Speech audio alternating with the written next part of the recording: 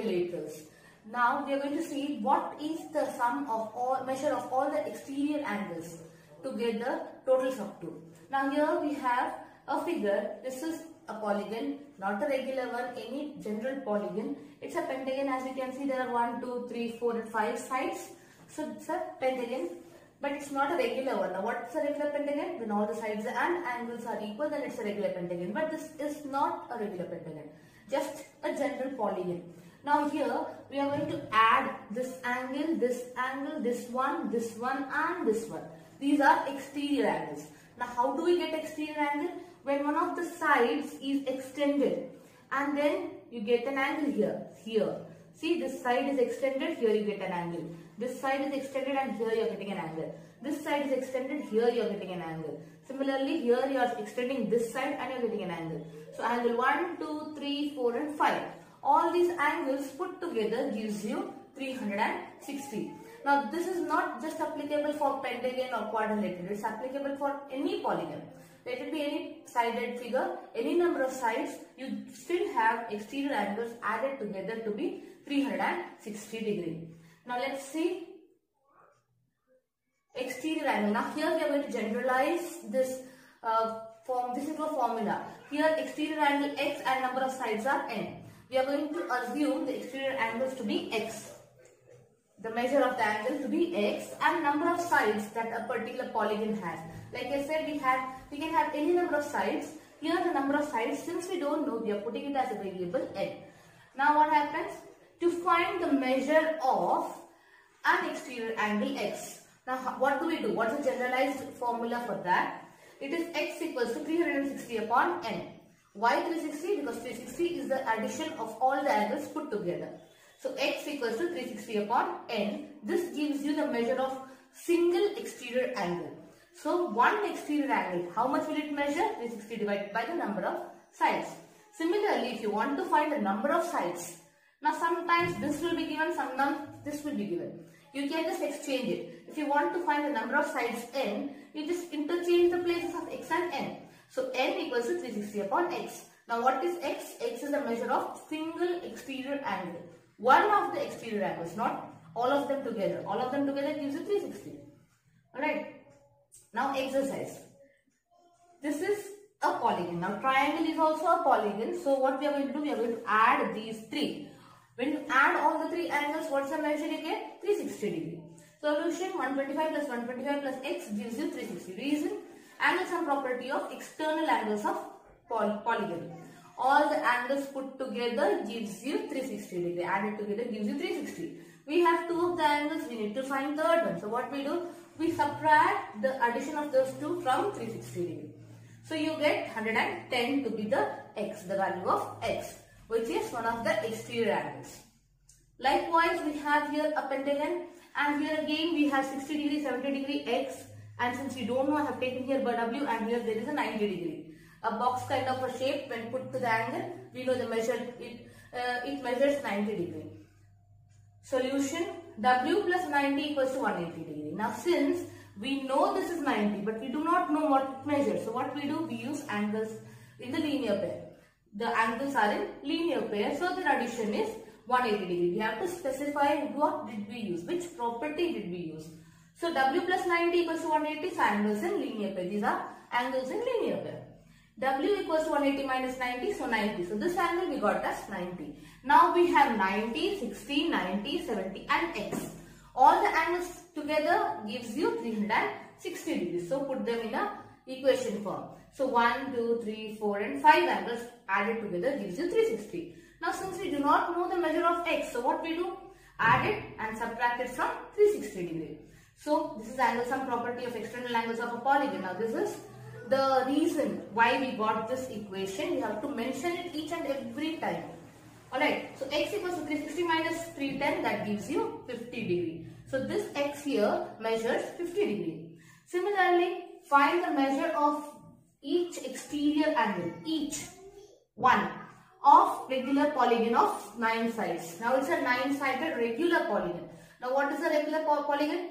Regular polygon is a polygon with all the sides and interior angles equal to one another.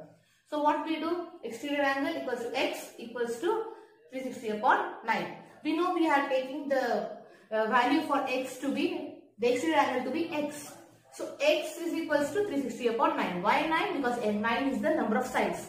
In place of n, we are directly putting the number of sides. So x equals to 360 upon 9. So it is 40 degree. So each of the exterior angle of this polygon, 9-sided polygon. 9-sided polygon is none other. So each of the exterior angle will be 40 degree each. 15-sided, x equals to 360 upon 15. So when you divide, you get 24 degree. Alright. Now next. How many sides does a regular polygon have if the measure of an exterior angle is 24 degree? Now one of the exterior angles measure is given here. It is 24 degree. So what's the formula we are going to use? N is equals to 360 upon x. So here we need to find the number of sides. So 24 equals to 360 upon n. Here n 360 upon 24, that is 15 sides. This particular polygon with 24 degree as its exterior angle, external angle, has 15 sides, must have 15 sides. Now how many sides does a regular polygon have if each of the interior angle is 165? 165 is the measure of interior angle. So if interior angle is 165, then the exterior angle must be, see, whenever we are having interior angle and the exterior angle, when you sum it up, they make angles in linear pair. So addition is always 180 degree. So 180 minus the 165 gives you the measure of exterior angle. So 180 minus 165 gives you 15 degree. So each of the exterior angle of this particular polygon is 15 degree. Why is it 15 degree? Because it's a regular polygon. Each of the angle is 165. Exterior angle and interior angle totals up to 180 degree because they are angles in linear pair. And here exterior angle is 15 degree. Now if exterior angle we found out, then we can easily find out the number of sides. Here if I have to find the number of sides. So 15 equals 360 upon n. Therefore n equals 360 by 15. And therefore it must have how many sides? 24 sides. So this particular figure, this particular polygon is 24 sided one. Is it possible to have a regular polygon with measure of each exterior angle as 22 degree? Is it possible? No, since 22 is not a divisor of 360. You cannot divide 360 by 22. You must always divide 360 and get an answer as 0. Only then can you find a regular polygon and its exterior angle. It's not possible because 22 is not a divisor of 360 degree. Can it be interior angle of a regular polygon? Can it be? No, because exterior angle and interior angle together gives you 180. And 180 minus 22 gives you 158 degree. Again, 158 is not a divisor of 360. Can you divide 360 by 158 and get 0 as remainder? Not possible. That is why it is no. What is the minimum interior angle possible for a regular polygon and why? Now, an equilateral triangle being a regular polygon of 3 sides has least measure of an interior angle, that is 60 degree. The equilateral. What is the minimum interior angle possible for a regular polygon? Now, minimum regular polygon, the smallest one, is 3-sided one. Now, 3-sided one is an equilateral triangle. Equilateral triangle is a regular polygon. Why is it a regular polygon? Because all the sides and angles are equal to one another. Therefore, equilateral triangle is the smallest possible polygon. Smallest number of sides we are telling. Alright. So, if it has smallest number of sides and each of the angle, how much does it measure? It is 60 degree. Therefore, 60 degree is the minimum possible angular measure for any polygon. A regular polygon. We are talking about a regular polygon here. Alright. What is the maximum exterior angle possible for a regular polygon? Now, minimum interior angle is 60. So, maximum will be with this only. We are talking about exterior angle. So, by A, we can see that the greatest exterior angle is 120 degree. Greatest possible because interior is a minimum of 60. So, 60 plus what gives you 180? 120. So, maximum possible one is 120 degree. Now, we come to the next part of the chapter wherein we are going to study the quadrilaterals. Now, quadrilaterals, before we start that, let us see what are the quadrilaterals we are going to study. We are going to study quadrilaterals. Basically, we know what a quadrilateral is. It's a four-sided closed figure. Alright, under this we have parallelograms. Under parallelograms, we will study rhombus, we will study rectangle and we will study square. Now square is attached with both rhombus and rectangle because it has both the properties of rhombus and rectangle. Alright, it's a special case, that's why it can come under rectangle as well as rhombus. So it is connected to both. Now next one that we will see is a trapezium. Under trapezium we will see shortly what is isosceles trapezium, and then we will see kite.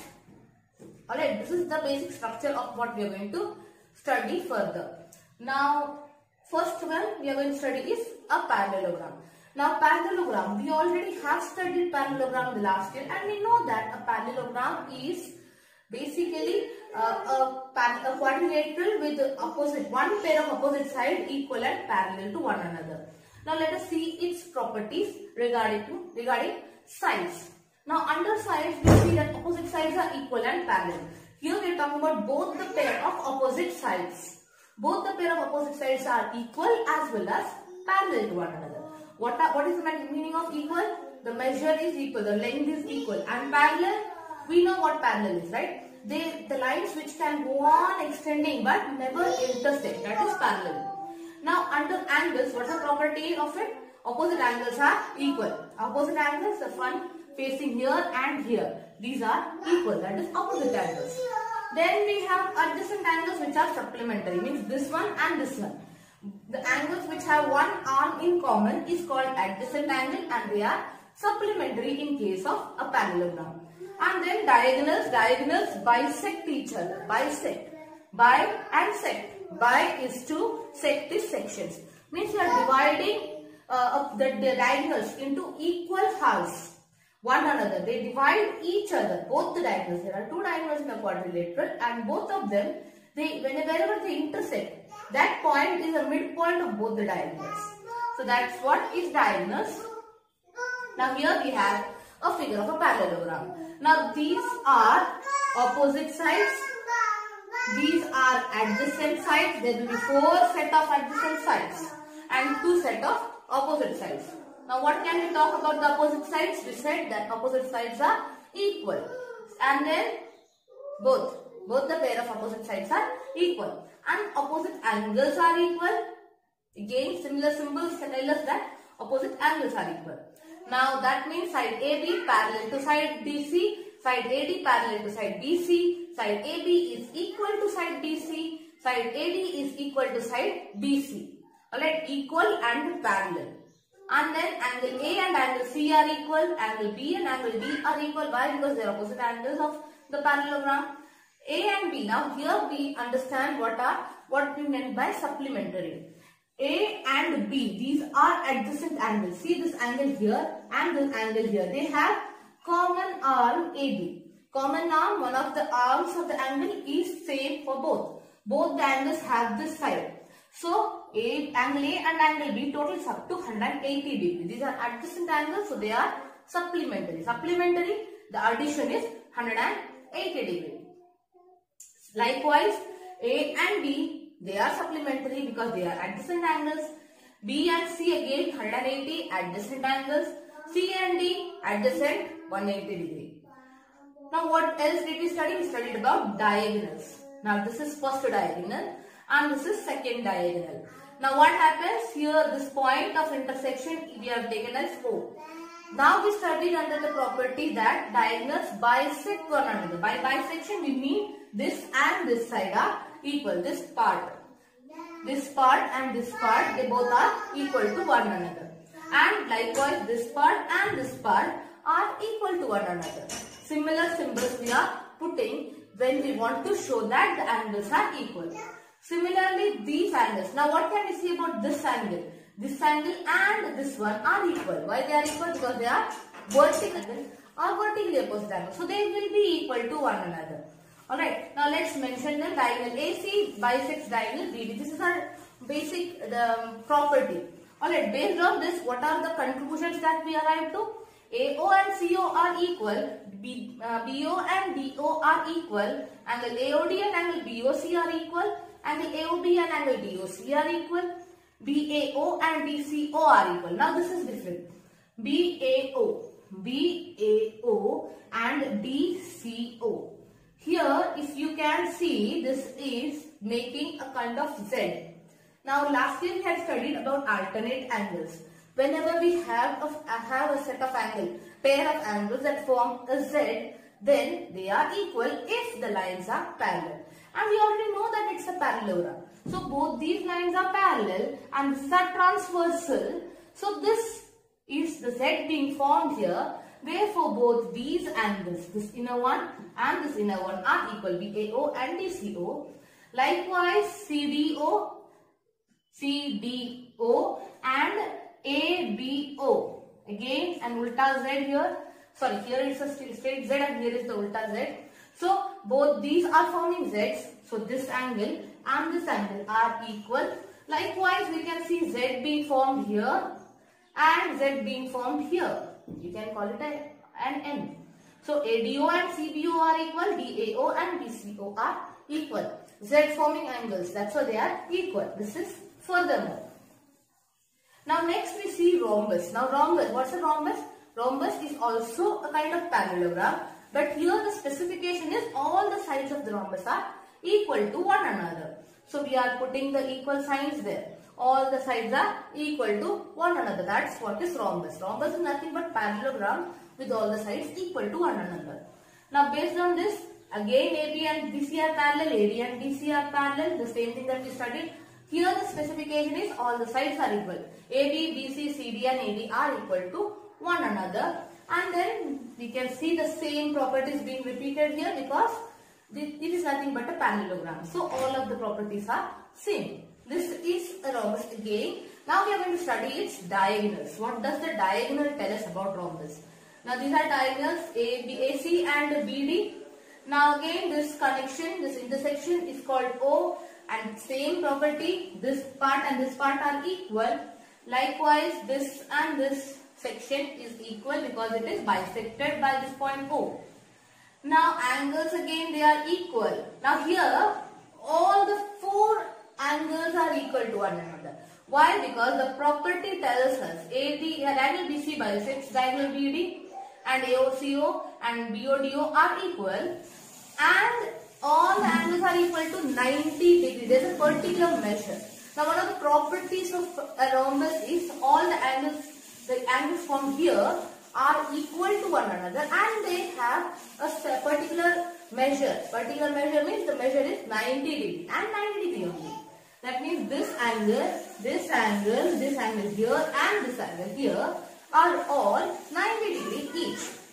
Why they are 90 degree? Because their diagonals are perpendicular bisectors of one another. Bisection and perpendicular, both is there. So it is not just bisector, it is also perpendicular. So we can say for a rhombus, the diagonals are perpendicular bisectors of one another. Therefore, that is why we are writing it as this one. This ulta T here means the perpendicularity. We are showing perpendicularity with this symbol. This is a symbol for perpendicular. We read it as AC perpendicular to BD. Now BAO and DCO are equal because we already know alternate angles. So all the pair of alternate angles are coming again. So same thing as that we had seen in parallelogram. Now rectangle. Now this is a rectangle. We all have studied rectangle. Now rectangle, you know all the sides, the opposite sides are equal and parallel and angles are have a particular measure of 90 degrees. Same properties we are seeing. AB parallel to DC, AD parallel to BC, AB and BC are equal, AD and BC are equal, and here the speciality of a rectangle, all the angles are equal to one another measuring 90 degrees. Now A and B together 180 because 90 and 90. A and D, C and B, C and D. All are equal, that's adjacent angle. Now here again we have diagonals. Now what can we say about diagonal? Diagonal AC and diagonal BD bisect one another. We know that's a property of a parallelogram. And rectangle comes under parallelogram. So they are bisectors of one another. Bisector we are showing with similar symbol. And the speciality here is the diagonals are equal to one another. Therefore the bisection, the half of it will also be equal to one another. And the interior angle, again opposite angle, that's why they are equal. So let's write AO, CO, DO and DO are equal. The reason is the diagonals of rectangle are equal to one another. AOD, BOC, again we are writing the same thing. AC and BD are equal. and then the alternate angles, that's why they are equal.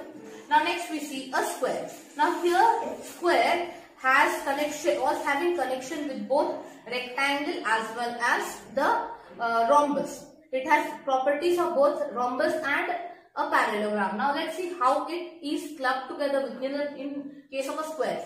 And remember, square is also a regular polygon. Alright, so opposite sides, not just opposite, the adjacent sides, means all the sides are equal. Because all the sides are equal, we take it as a rhombus. And here we also know all the angles are equal as in rectangle. All the angles are equal, 90 degree each. So the same properties we are repeating. But here this is the property of a rhombus, this is the property of a rectangle. Both are in this particular thing, in the square. That is why it is connected to both rhombus and a rectangle. So same properties we are repeating again. Adjacent angles added together 180 degree. Now the diagonals. Diagonals of rhombus were perpendicular bisectors and diagonals of a rectangle were equal to one another. So both the properties are applicable here. So the diagonals are equal, the internal angles are equal. Diagonal AC bisects diagonal BD, AO equal to CO, BO equals to DO, and here all the angles are equal again. Diagonals are perpendicular because it is the property of a rhombus, and the property of rhombus is applicable to square. Diagonal AC and BD are equal. Now this is the property of rectangle that is applicable to square also. Now these are the alternate angles which are equal to one another. Alternate angle, let us do it again. Z making angles. It can be straight Z, it can be a reverse Z, it can be sleeping Z, or it can be reverse of it, or it can be a NN. However you want, you can see, but it is something like this. And this angle and this angle. Alright, this is the alternate angle.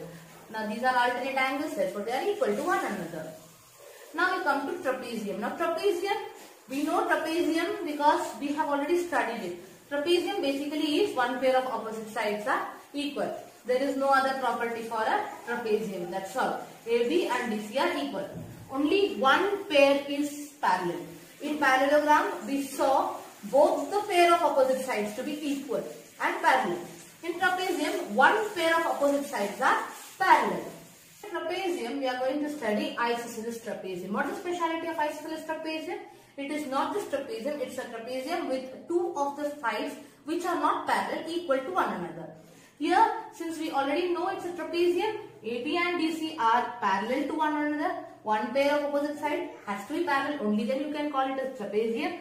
And AD and BC are equal. Now, normally in trapezium, sides are not equal, but when the sides are equal, the sides must be the non-parallel one. Then it is called as isosceles trapezium. Here AB and BC. Now these are the non-parallel sides and they are equal. Therefore the name isosceles. Based on this, we can conclude that angle A and angle B are equal, angle B and angle C are equal to one another. Also, the opposite angles A and C. A and C are the opposite angles. Add them up, you get 180 degree. That means A and C are supplementary. Likewise, B and D, again they are supplementary to one another. Now the next one that we are going to see is a kite. We all know what a kite is. We have all flown kites during the festival of Makar Sankranti. Now this is a kite. Now what are the properties that we know about kite? We know this side and this side has to be equal, otherwise the kite won't fly. And this side has to be equal again. Now based on this, what are the properties? AD and AD are equal, BC and CD are equal. Now on this, let us construct some more properties. Angle ABC and angle ADC. ABC and ADC are equal to one another. But angle A and angle C, here BAC and this one BCD, they are not equal. Only one pair is equal, that is this angle and this angle, angle B and angle D. That's the equal angle. Whereas A and C are not equal. Alright, that's the speciality of a kite.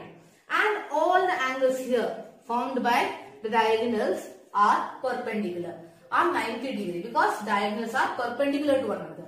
Perpendicular but not bisector. Alright, bisector divides the line segment into two equal parts. Here it's not such a case. Though we can conclude that these two sides are equal, these two parts are equal, but these two are not equal, therefore we cannot write it as a property. Alright, so the diagonals are perpendicular and perpendicular only.